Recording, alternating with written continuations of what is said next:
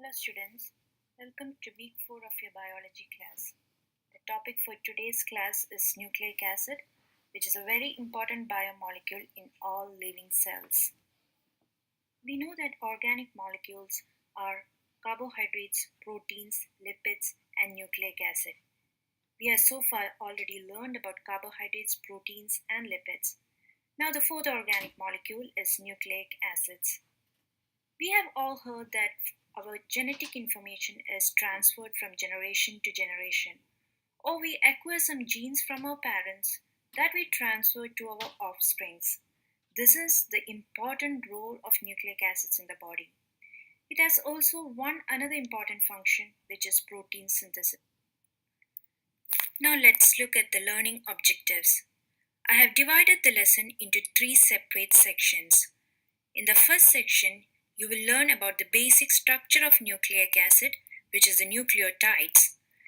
Then you will study the two examples, which is DNA and RNA. After section 1, you will pause the video and take a short quiz. In section 2, you will study about the structure of DNA and RNA. After section 2, you will pause the video again to take a short drawing assignment. Finally, in section 3, you will learn about the differences of RNA and DNA and its functions. Before going to section 1, I want you all to recollect some information that we learned from our previous lessons. Like when we learned about the carbohydrates, we learned that carbohydrates was made up of smaller monomer units called monosaccharides, which form the larger polymer polysaccharides. When we learned about proteins, we learned that it was made up of smaller monomer units called amino acids, which forms the bigger polymer polypeptides or proteins. Lipids were made up of fatty acids and glycerol.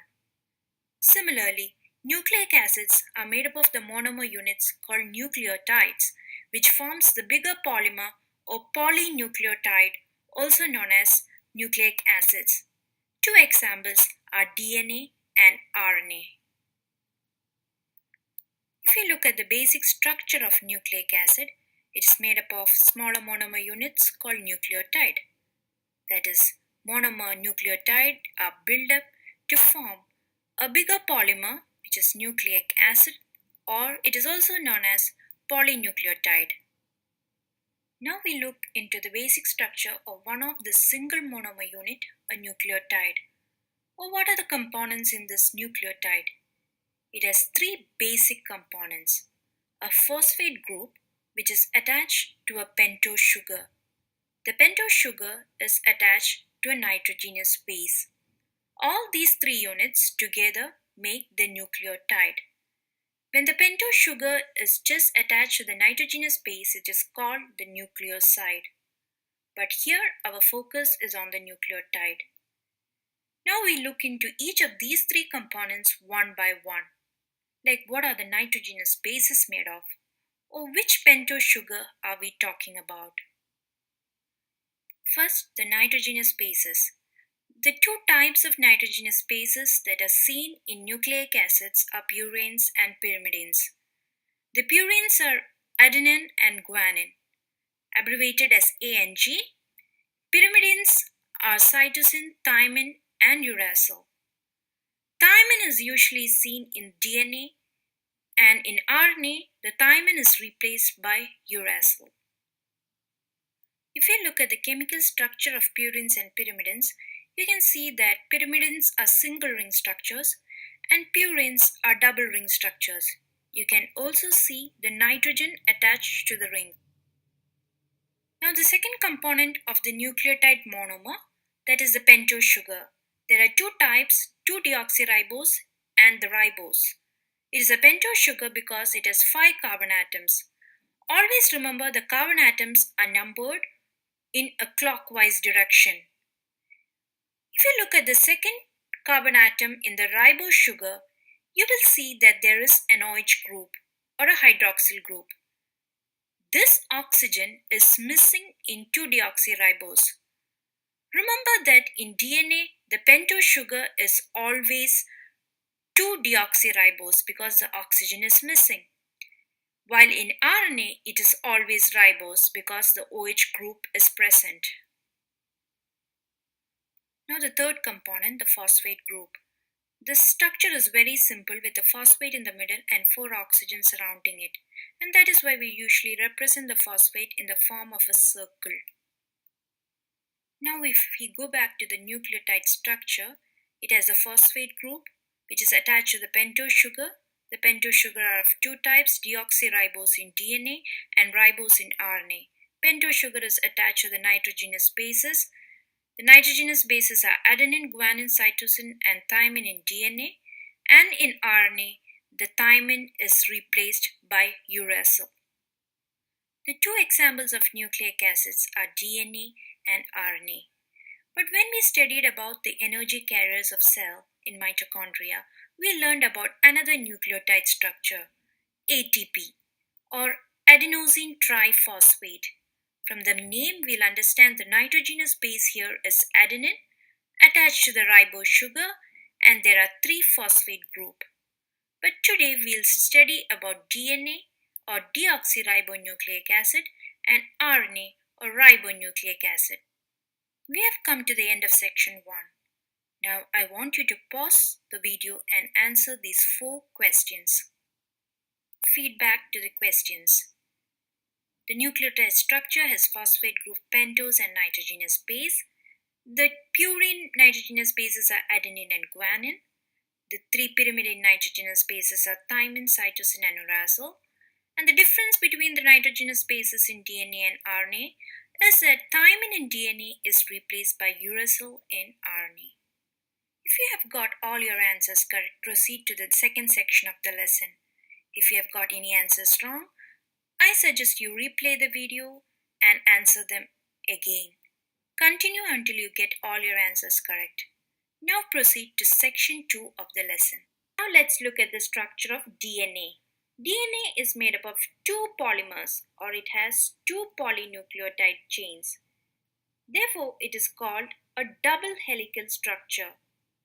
The ribose sugar is deoxyribose, which is attached to the phosphate group by phosphodiester bond. This forms the sugar phosphate backbone of DNA. If you look at the deoxyribose, you see that the phosphate group is attached to the 5th carbon atom. While on the right hand side, you see that the deoxyribose has been inverted. This is because the nitrogenous bases always attach to the 1st carbon atom of deoxyribose. So here the phosphate is attached to the 3rd carbon atom. This gives a spiral structure to DNA. On the left hand bottom, you see that the phosphate is attached to the 3rd carbon atom, and on the right hand side, you see that it is attached to the 5th carbon atom. This gives the anti-parallel nature to DNA. That is 5' to 3' in one side and 3' to 5' on the other side. The nitrogenous bases in the middle are always complementary to each other. That is, purines always base pairs with pyrimidines. Here adenine base pairs with thymine and guanine base pair with cytosine. Adenine always base pair with thymine with 2 hydrogen bonds and cytosine base pair with guanine with 3 hydrogen bonds. This is a more simple structure of DNA. You see the sugar phosphate backbone on either sides and the nitrogenous bases on the middle. You also see the complementary base pairing. Adenine always base pairs with thymine with 2 hydrogen bonds and guanine and cytosine with 3 hydrogen bonds. You also see the anti-parallel nature of DNA. 5' to 3' on one side and 3' to 5' on the other side.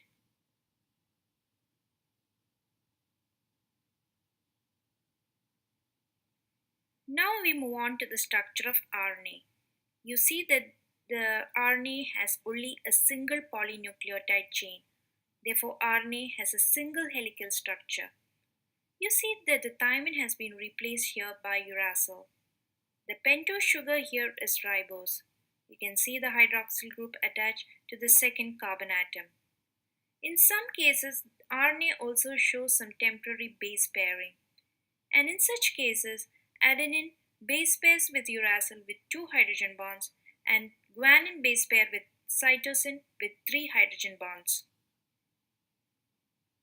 Now if we compare the DNA structure and the RNA structure, you see that the DNA structure has two polymers or two polynucleotide chains and it is spirally coiled, while the RNA it has a single polynucleotide chain. You see that the DNA has the nitrogenous bases A, T, C, and G, and RNA here the A, C, G, and U, that is, the thymine has been replaced by uracil. Now we come to the end of section 2 of the lesson. Now pause the video and try to draw a simple structure of DNA and RNA. If you have any difficulty, go back to the video and check the diagrams. Now we come to the final section of the lesson, that is the differences of DNA and RNA. Remember that DNA is a double helix structure because it has two polynucleotide chains linked by hydrogen bonds in the middle, while RNA it is a single helical structure. The pentose sugar in DNA is deoxyribose because the oxygen is missing from the second carbon atom, while in RNA it is a ribose sugar because the oxygen or the hydroxyl group is present in the second carbon atom. The nitrogenous bases are adenine, guanine, cytosine, and thymine in DNA, while in RNA the thymine has been replaced by uracil. DNA stores the genetic information in the organism, while RNA's function is to transfer this genetic information from the DNA to the ribosome for the synthesis of protein. Now the functions of DNA and RNA. DNA is a storehouse of genetic information of the cell. That is, each segment of DNA, say the gene, code for a particular genetic information.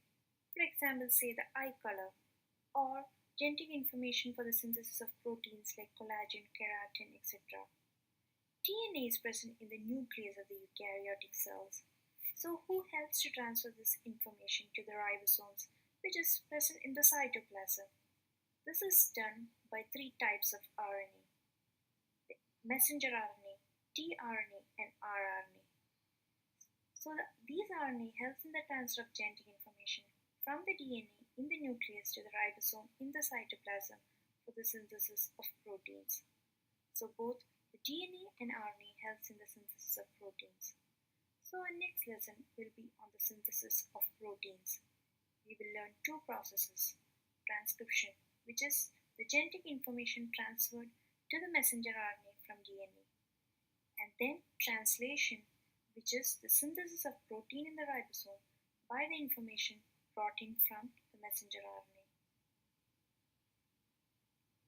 The assignment for this week, you have to discuss in your teams and answer the following questions. What are the three major differences of DNA and RNA?